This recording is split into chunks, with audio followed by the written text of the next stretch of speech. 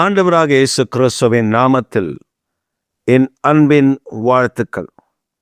இந்த காலை தியானத்திற்காக நான் தெரிந்து கொள்கிற வேத வசனம் சங்கீதங்களின் புஸ்தகம் 92ஆம் சங்கீதம் 12ஆம் திருவசனம். நீதிமான் பனையைப் போல் செழித்து லிபனானில் உள்ள கேதுருவைப் போல் வளருவான். நீதிமான் பனையைப் போல செழித்து லெபனோனில் உள்ள கேதுருவைப் போல வளருவான். அதோடு மாத்திரம் சங்கீதக்காரன் அதை நிறுத்தவில்லை. தொடர்ந்து சொல்லுகிறார், கர்த்தருடைய ஆலயத்தில் நாட்டப்பட்டவர்கள் செழித்திருப்பார்கள். நம்முடைய வாழ்வில் நாம் ஆசீர்வதிக்கப்பட்டவர்களாய், நன்மை உடையவர்களாய், மேன்மை உடையவர்களாய் காணப்பட வேண்டுமென்றால் வேதம் சொல்லுகிறபடி நீதிமான் பனையைப் போல, லெபனோனில் உள்ள கேதுருவைப் போல, இந்த 2 மரங்களை குறித்து நாம் வேதத்தில் வாசித்தால், கற்றுக்கொண்டால், பனை மரத்தை குறித்து ஒரு காரியத்தை நீங்கள் அறிந்து கொள்ள முடியும். நம்ம ஊரில் இருக்கிற பனை, நீங்கள் பனை மரத்தை கவனமாக பாருங்கள். இந்த பனை மரம், இதற்கு பக்கத்தில் வேறு ஏதாவது ஒரு மரம் இருந்து இந்த மரத்தை தடுத்தால், it shall not bend and give room to the tree. அந்த பனை மரம் அந்த தன்னை மறைக்கிற அல்லது மறைக்கிற ஒரு மரத்தை, அது ஆலமரமாக இருக்கலாம் அல்லது அரச மரமாக இருக்கலாம், அது என்ன மரமாக வேண்டுமானாலும் இருக்கலாம், அதற்கு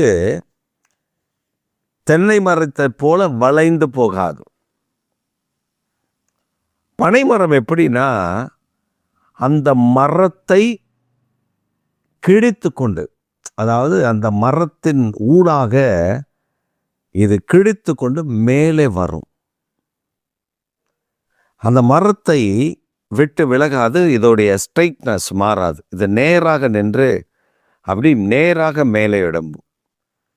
இதனால தான் வேதம் சொல்லுகிறது, நீதிமான் பனையை போல செழித்து லெபனோனில் உள்ள கேதுருவை போல வளருவான்.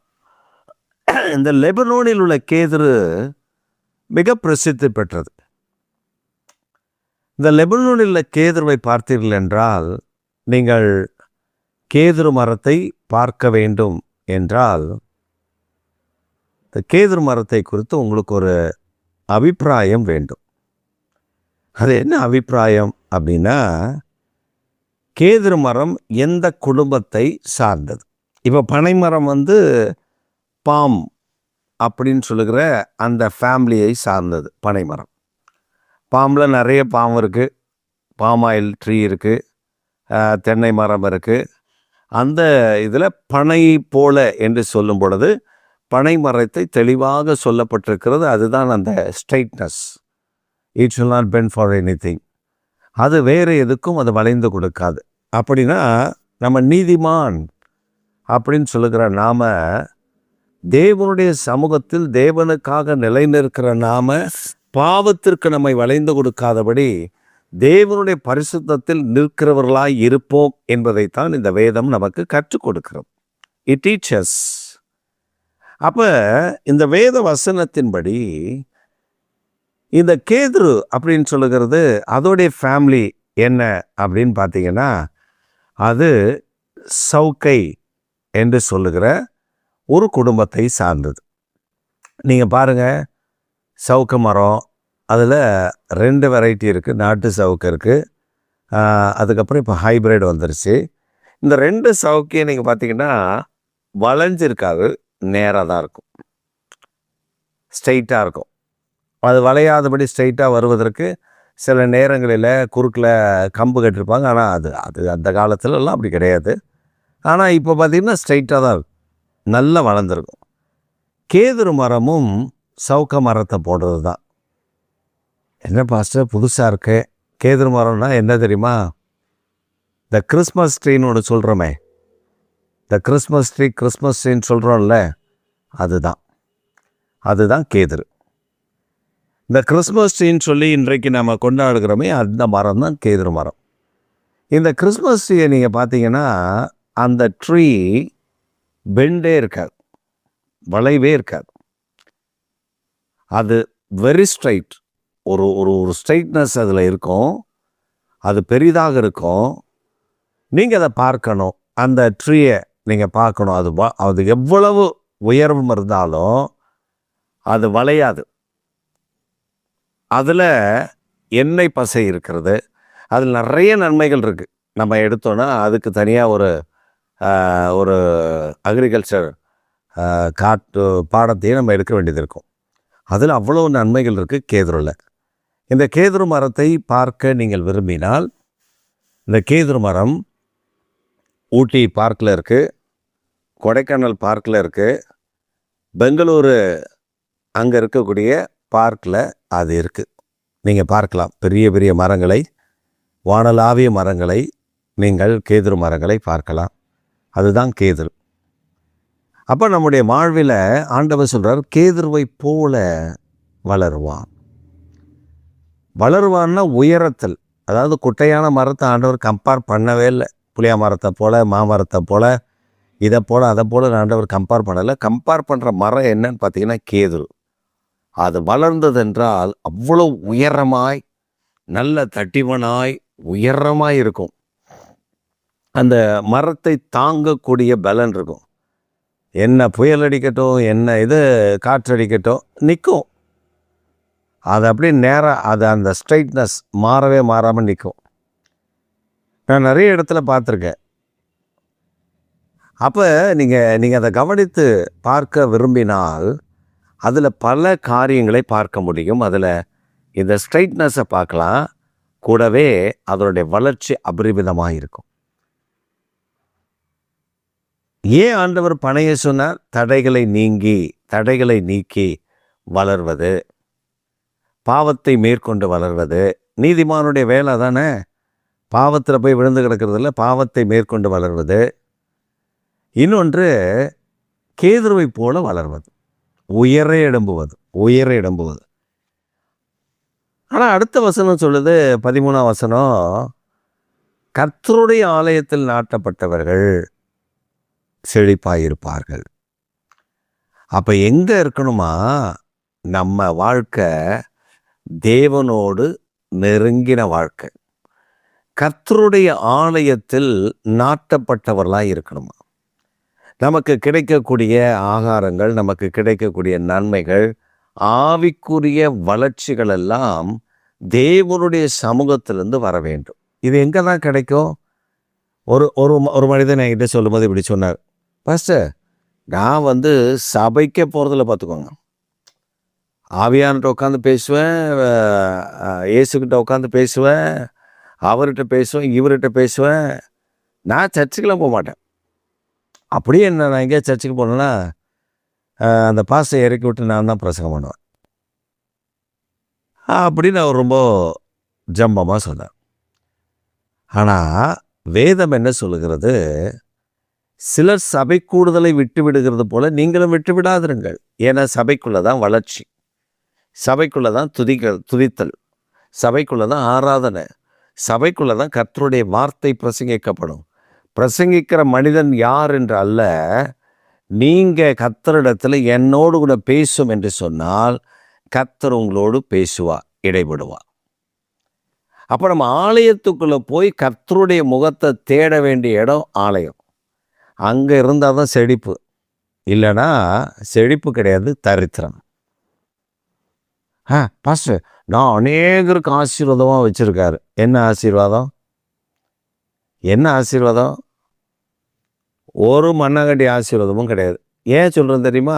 சிலர் சொல்லுவாங்க, நான் அநேகருக்கு ஆசீர்வாதமாக இருக்கிறேன். ஒரு அம்மா அப்படி தான் சொல்லிச்சு, பாஸ்டர், நாங்கள் ஊழியத்தில் பயங்கரமாக கொடுப்போம் பார்த்துக்கோங்க, அநேகருக்கு ஆசீர்வாதமாக இருக்கிறோம். அப்போ நாங்கள் நினச்சோம், அப்படியா சிஸ்டர், அப்படியா பிரதர், பரவாயில்லையே அப்படின்னு நினச்சி விட்டால் அவங்கள குறித்து அடுத்த நாள் ஒரு செய்தி, அதாவது முதல் நாள் அவங்க எங்ககிட்ட பார்த்து பேசுகிறாங்க, அடுத்த நாள் ஒரு செய்தி வருது. என்னென்னா, இப்படி 2 பேர் வந்திருக்காங்களாம். பயங்கரமாக ஊரடிச்சு ஏமாற்றி அவங்க பயங்கரமான வேலை பார்க்குறாங்களாம். ஜாக்கிரதையா இருங்க பாஸ்டர். அப்படியா? என்ன பண்ணாங்க? ஒரு பாஸ்டர்கிட்ட போயிருக்காங்க. அந்த பாஸ்டர்கிட்ட சொல்லியிருக்காங்க, பாஸ்டர் நாங்கள் இந்த ஃபண்டு ரைஸ் பண்ணி கொடுக்குற ஆட்கள். இப்போ எங்ககிட்ட ஒரு 5 கோடி ரூபா பணம் வந்திருக்கு. அந்த ஃபண்டை ரைஸ் பண்ணிட்டோம். இப்போ ஏதாவது ஒரு சபைக்கு தரணும். எங்கள் தரிசனம் தான் சபைகளை வளர்த்து விடணும். அப்போ நம்ம பேங்க்கில் போய் அதை செய்யணும். அதனால் நீங்கள் உங்களுடைய பிளாங்க் செக் வேணும். ஏன்னா நாங்கள் ட்ரான்ஸ்ஃபர் பண்ணி உங்களுக்கு வரும்போது அது நிறைய சிக்கல் இருக்கும். அதனால் அந்த 5 கோடி ரூபா உங்கள் பேங்க் அக்கௌண்ட்டில் வரணும்னா உங்கள் பேங்க் அக்கௌண்ட் எங்களுக்கு சரியாக தெரியணும். அது அந்த செக் புக்கில் தான் இருக்கும். செக் புக்கில் அவங்க அடித்து கொடுத்துருப்பாங்க. அதனால் நீங்கள் ஒரு பிளாங்க் செக்கு கொடுங்க. அதில் நீங்கள் கையெழுத்து போட்டுருங்க. அந்த அக்கௌண்ட் நம்பரில் நாங்கள் போய் செக் பண்ணி எத்தனை நாளில் ட்ரான்ஸ்ஃபர் பண்ண முடியும்னு பார்த்து ஒரு 2 தடவையோ 3 தடவையோ அங்கே அனுப்பி கொடுத்துருவோம். உடனே இந்த பாஸ்டரும் 5 கோடி, ஆஹா 5 கோடி அப்படின்ட்டு நம்மளை தெருக்கோடியில் விட்டுற மாட்டாங்களே அப்படின்னு 5 கோடிக்கு ஆசைப்பட்டு ஒரு செக் புக் லீஃபை கிழித்து கையெழுத்து போட்டு, பத்திரம் பிரதர், பத்திரம் பிரதர், இதான் பிரதர் என் லைஃபு அப்படின்னு கொடுத்துருக்காரு. அவங்களும் வாங்கிட்டு, பாஸ்டர் கவலையே படாதீங்க, என்ன ஒரியெல்லாம் இதில் 5 கோடி ரூபா வரப்போகுது. நாங்கள் இது எதுக்கு வாங்குகிறோன்னா அங்கே நம்ம அந்த ட்ரான்ஸ்ஃபர் பண்ணுற இடத்துல நம்ம இதெல்லாம் கொடுத்தா தான் அவங்க பக்காவாக டிஜிட்டல் முறையில் ட்ரான்ஸ்ஃபர் பண்ணுவாங்க.